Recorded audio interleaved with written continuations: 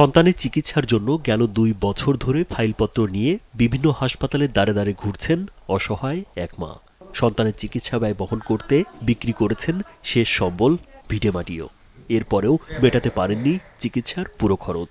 আমি চাই এই চিকিৎসা যাতে আমি যুদ্ধ চালায় যেতে চাই আমার মেয়ের, আমি এটা শেষ দেখব। বলছিলাম চট্টগ্রামের ছোট্ট শিশু জান্নাতুল মাওয়ার কথা।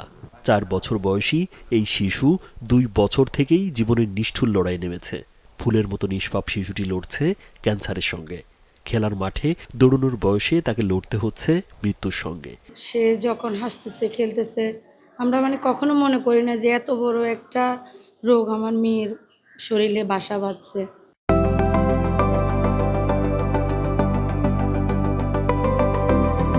আমার বাচ্চাটার এই যে ক্যানোলাগুলা, কালকে রাত্রে 12:30 বাজে আমার বাচ্চার ক্যানোলা করছে, তখন আমার বাচ্চাটার 104 জ্বর।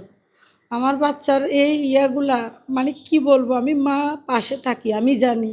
মাওয়ার বয়স যখন মাত্র ২, তখন তার পায়ে হঠাৎ ফোলা দেখা দেয়। চিকিৎসকের পরামর্শে অপারেশন করে ল্যাব টেস্ট করানো হয়। পরীক্ষায় ধরা পড়ে ক্যান্সার। মুহূর্তেই আকাশ ভেঙে পড়ে ড্রাইভার বাবার মাথায়।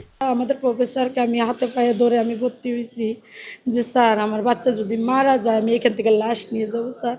তারপরে হাসতেছি খেলতেছি, এই বাচ্চা তো আমি বাসায় নিয়ে বসে থাকতে পারবো না যে আমার বাচ্চা কখন মারা যাবে, তার ক্যান্সার হয়েছে। দীর্ঘ চিকিৎসার পর করানো হয় অপারেশন, কিন্তু কিছুদিন যেতে না যেতেই সেই স্থান আবার ফুলতে শুরু করে। তখন থেকেই শুরু হয় নিরন্তর জীবনযুদ্ধ। ২ বছর বয়স থেকেই কয়েকদিন পর পর কেমোথেরাপি নিতে হয় মাওয়াকে। প্রতিটি কেমোতে খরচ হয় ২০ থেকে ২৫,০০০ টাকা। আমার কেমোগুলা কিনতে আমার অনেক কষ্ট হচ্ছে। আমার বাচ্চার যেহেতু ছোট বাচ্চা, ওকে কেমো দিতে হচ্ছে। আমাদের এক কেমোতে আমার প্রায় ২০,০০০-৩০,০০০ টাকা চলে যায়। সন্তানের চিকিৎসা খরচ এখন পাহাড় সম বোঝা হয়ে দাঁড়িয়েছে ড্রাইভার বাবা জালালের জন্য। এরই মধ্যে ব্যয় করেছেন প্রায় ৯ লাখ টাকা। প্রাইভেট কার চালিয়ে ১৫,০০০ টাকায় কোনো রকমে টেনে টুনে চলে সংসার। সেখানে কেমোথেরাপির বিপুল ব্যয় বহন করা তার পক্ষে অসম্ভব হয়ে উঠেছে। যে বাচ্চা হাঁটতেছে, খেলতেছে, চলতেছে, ওই বাচ্চাকে বিনা চিকিৎসা আমি কিভাবে বাসায় রেখে মেরে ফেলবো বলে।